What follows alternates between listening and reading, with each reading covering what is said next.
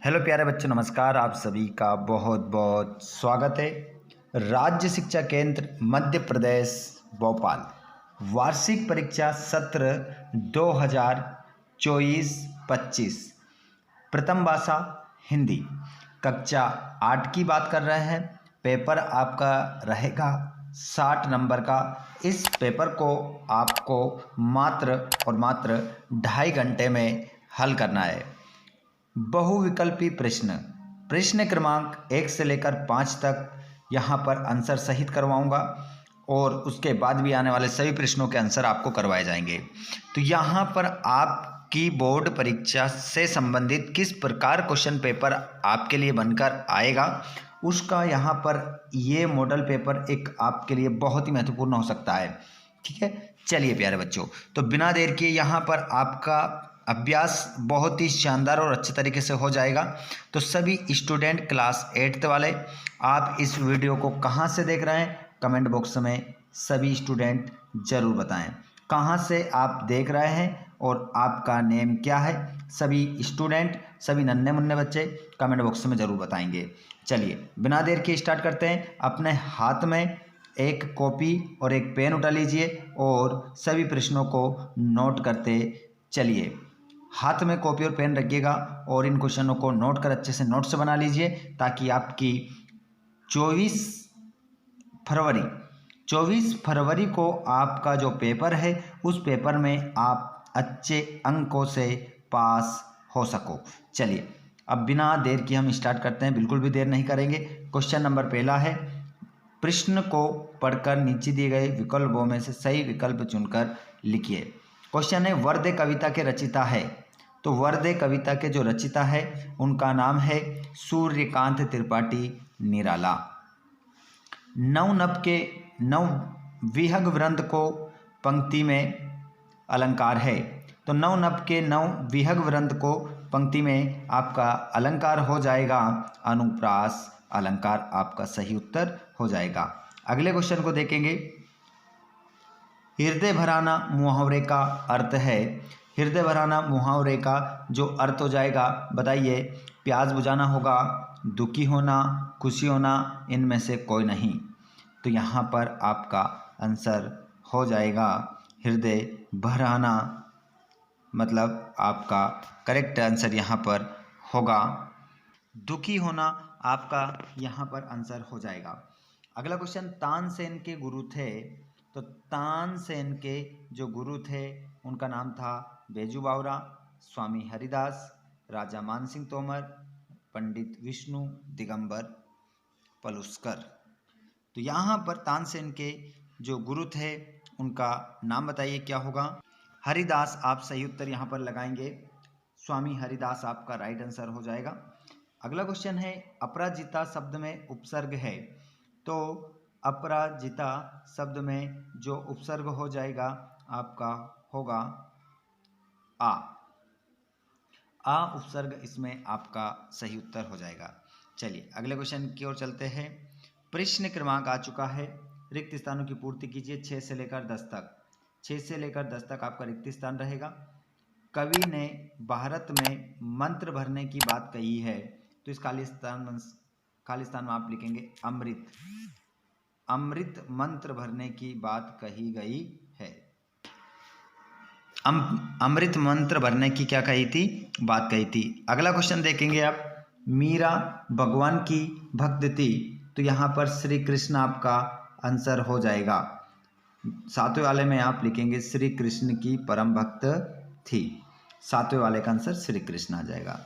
जब चंद्रमा की छाया की पृथ्वी पर पड़ती है तब ग्रहण होता है। देखिए, जब चंद्रमा की छाया पृथ्वी पर पड़ती है तब ग्रहण होता है। तो यहाँ पर आपका आंसर हो जाएगा। तो बहुत ही सिंपल सा क्वेश्चन था ये आप लोगों के स्क्रीन पर। जब चंद्रमा की छाया पृथ्वी पर पड़ती है तब कौन सा ग्रहण होता है। देखिए ऑप्शन में आपको दे रहा हूँ, चंद्र ग्रहण या सूर्य ग्रहण। बताइए दोनों ग्रहण में से आपका कौन सा आंसर सही होगा। सभी स्टूडेंट जितने भी इस वीडियो को देख रहे हैं, इस लाइव क्लास में जुड़ रहे हैं, आप सभी को ये आंसर बताना है। बताइए चंद्र ग्रहण होगा या सूर्य ग्रहण होगा। अगले क्वेश्चन को देखेंगे, बढ़ते प्रदूषण को बचाने के लिए की रक्षा करना चाहिए।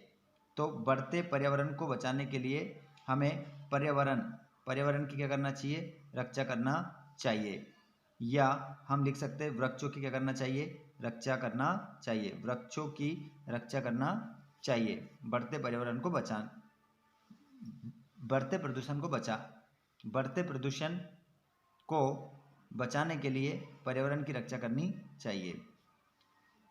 लेखिका शिवानी का मूल नाम है, तो इनका मूल नाम था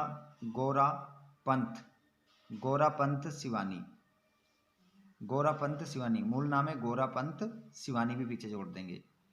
अगला क्वेश्चन है क्वेश्चन नंबर 11 से 16 तक, ठीक है। दो नंबर, एक या दो वाक्यों में आंसर देना है, जिसके लिए आपको 2 नंबर दिए जाएंगे।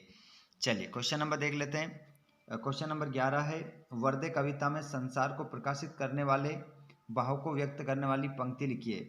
तो यहाँ पर हम विरोधी को आत्मविश्वासहीन कैसे कर सकते हैं, पहले क्वेश्चन देख लीजिए सभी। और वर्दे कविता में कवि हर वस्तु को किस रूप में देखना चाहता है, और आशीर्वाद और पुनाम शब्दों को शुद्ध कीजिए। तो इसका शुद्ध यहाँ कर देते हैं, आशीर्वाद आप लिख देंगे, आशीर्वाद को आप ऐसे लिख देंगे, ठीक है। और पुनाम को प्रणाम ऐसे लिख देंगे आप, ठीक है। दोनों शब्द हो गए, 2 नंबर यहाँ पर पक्के हो गए आपके। योग किसे कहते हैं, ठीक है, ये बताऊंगा। और भीमबेटका में आप कौन सा प्रसिद्ध स्थान देखने जा सकते हैं, तो यहाँ पर भीमबेटका रायसेन जिला जो है उसमें हम कौन सा प्रसिद्ध स्थान देखने जा सकते हैं, तो यहाँ पर आपका आंसर हो जाएगा भीमबेटका की गुफाएं, है ना। भीमबेटका की गुफाएं हम देखने जा सकते हैं, ये आपका आंसर हो जाएगा, ठीक है, इसका आंसर हो जाएगा। क्वेश्चन नंबर 17 आएगा आपका, जिसको 40 से 50 शब्दों में उत्तर देना है। एक प्रश्न के लिए आपको 3 नंबर दिए जाएंगे। चलो तो इनको भी क्वेश्चन देख लीजिए, इनका आंसर भी बताऊंगा। सुख का एक द्वार बंद होने पर तुरंत दूसरा द्वार खुल जाता है, वाक्य का आशय स्पष्ट कीजिए। और संयुक्त वाक्य किसे कहते हैं, उदाहरण सहित दीजिए। मोहनदास के विलायत जाने के संबंध में उनकी माँ के मन में क्या दुविधा थी। देख सकते हैं पूरा क्वेश्चन, अभी मैं आप लोगों को इनके आंसर भी बताने वाला हूँ। वरदे कविता में कवि ने वरदान मांगने के लिए देवी सरस्वती को ही क्यों चुना, और डॉक्टर चंद्रा को सामान्य ज्वर के बाद कौन सी बीमारी हो गई थी। सामने वाले की आधी ताकत अपने में खींच लेने की शक्ति हम सब में है, कैसे। क्वेश्चन नंबर आपका रहेगा 23 से लेकर तो 26 तक, जिसका उत्तर आपको 75 से 100 शब्दों में देना है। 5 नंबर का एक प्रश्न रहेगा। तो यहाँ पर 23 नंबर आप देख सकते हैं, क्या कह रहा है, निम्नलिखित में से किसी एक विषय पर 8 से 10 सारगर्भित पंक्तियों में निबंध लिखिए। निबंध लिखना है मेरा प्रिय खेल या मेरा विद्यालय या वायु प्रदूषण। इनमें से किसी एक विषय पर आपको क्या लिखना है, निबंध लिखना है, एक विषय पर आपको लिखना है। कवि माँ सरस्वती से क्या वरदान चाह रहा है, और जहाज का पक्षी किस बात का प्रतीक है। बीमारी के कारण अपने प्रधान अध्यापक को 2 दिन का अवकाश लिखना है। चलो आंसर बता देता हूँ आप सभी।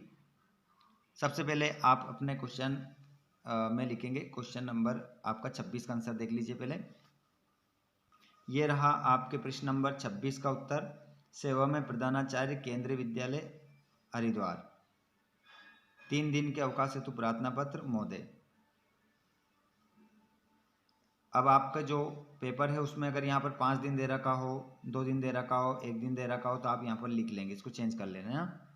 बाकी पूरा यहाँ पर आप देख सकते हैं क्या लिखा है। सविनियम निवेदन है कि मेरी माताजी का किडनी का ऑपरेशन होना है, इसके लिए डॉक्टरों ने 18 मार्च 2023 की तिथि निश्चित की है। यहाँ पर 25 कर लेना, ठीक है। मेरे पिताजी आवश्यक कार्य से अभी बाहर गए हुए हैं, उनके वापस आने तक मुझे ऑपरेशन के पूर्व एवं पश्चात माताजी की सेवा के लिए अस्पताल में रुकना पड़ेगा। पिताजी की अनुपस्थिति में मैं ही माँ के पास सेवा हेतु रहूँगा। अतः आपसे आग्रह अनुरोध है कि आप मुझे 18 मार्च 2025 से 20 मार्च 2025 तक 3 दिवसों का अवकाश प्रदान करने की अनुग्रहित करने की कृपा कीजिएगा। मैं आपका सदा आभारी रहूँगा। धन्यवाद। शहीद। यहाँ पर दिनांक आप लिख देंगे और यहाँ पर लिख देंगे आपका आज्ञाकारी शिष्य, आपका आज्ञाकारी शिष्य यहाँ पर आप लिख देंगे इधर साइड। ठीक है, इस प्रकार 23वां क्वेश्चन हो जाएगा आपका। उसके बाद ये 25वें का आंसर रहा आपका। क्वेश्चन नंबर 25 है, जात का पक्षी निष्ठा और समर्पण का प्रतीक है। तो एक ऐसी कहावत है जो निष्ठा, समर्पण और लक्ष्य प्राप्ति के लिए दृढ़ संकल्प का प्रतीक है। ये एक ऐसा पक्षी है जिसे जहाज से दूर समुद्र में उड़ने के लिए छोड़ा जाता है। जब जहाज अपने गंतव्य के करीब पहुंचता है तो ये पक्षी जहाज को ढूंढकर वापस आ जाता है। 25वां, और ये आपका रहा 23वां। 23वां आंसर है, मेरे विद्यालय बहुत सुंदर है, इसमें हरी भरी बगियां हैं, हमारी कक्षाएं साफ सुथरी है, शिक्षक बहुत अच्छे और दयालु हैं, हम खेल के मैदान में खेलते हैं, पुस्तकालय में किताबें पढ़ना मुझे पसंद है। ये इस प्रकार 10 पंक्ति आप लिख सकते हो, है ना, लिखिए सारी। अब यहाँ पर क्वेश्चन नंबर आप 11वें का उत्तर देख लीजिए। 11वां वाला क्वेश्चन है आपका, ये रहा 11वां क्वेश्चन आपका। काट उर अंध उर के बंदर स्तर बहा जननी ज्योतिर्मय निर्जर कलुष भेद तम हर प्रकाश भर जगमग जगमग कर दे। 11वें प्रश्न का आंसर आपका हो जाएगा। चलिए आगे बढ़ते हैं। अगला क्वेश्चन है आपका, हम विरोधी को आत्मविश्वासहीन कैसे कर सकते हैं। हम विरोधी को आत्मविश्वास से हीन कैसे कर सकते हैं, ये आंसर भी मैं आपको बता दूंगा। उससे पहले ये देख लीजिए, वर्द कविता में कवि हर वस्तु को किस रूप में देखना चाहता है। ये रहा आपका आंसर। हर वर्द कविता में कवि हर वस्तु को प्रकाश के रूप में देखना चाहता है। वे चाहता है कि संसार का हर कोना प्रकाश से भर जाए, अंधकार दूर हो जाए, सभी जगह ज्ञान और खुशी का प्रसार हो। ये आपका आंसर हो गया। आगे चलते हैं। क्वेश्चन नंबर अगला है, योग किसे कहते हैं। तो इसका आंसर भी देख लीजिए। सरल शब्दों में कहें तो योग वह प्रक्रिया है जिसके माध्यम से हम अपने शरीर और मन को स्वस्थ रखते हुए आध्यात्मिक विकास करते हैं। अगले क्वेश्चन को देखिए। अगला क्वेश्चन है, सुख का एक द्वार बंद होने पर तुरंत दूसरा द्वार खुल जाता है, वाक्य का आशय लिखिए। तो देखिए इसका आंसर देख लीजिए। सुख का एक द्वार बंद होने पर तुरंत दूसरा द्वार खुल जाता है। इस कहावत का मतलब है कि जीवन में जब हमें कोई दुख या निराशा होती है तो हमें हार नहीं माननी चाहिए, क्योंकि एक दरवाज़ा बंद होने का मतलब ये नहीं है कि सारे दरवाजे बंद हो गए हैं। जीवन में हमेशा नए अवसर आते रहते हैं। चलिए आगे अगला क्वेश्चन देखते हैं। अब मैं आपको यहाँ पर क्वेश्चन नंबर 18 और 19 का आंसर बताऊँगा। उसके बाद में 20, 21, 22 इन क्वेश्चनों के आंसर आपके रहेंगे। ठीक है, ये रहा 18वां क्वेश्चन आपका। संयुक्त वाक्य वे वाक्य होते हैं जिनमें दो या दो से अधिक स्वतंत्र वाक्य किसी समुच्चय बोधक अव्यय से जुड़े होते हैं, जैसे और, परंतु, इसलिए आदि से जुड़े होते हैं। ये वाक्य एक दूसरे पर आश्रित नहीं होते हैं। राम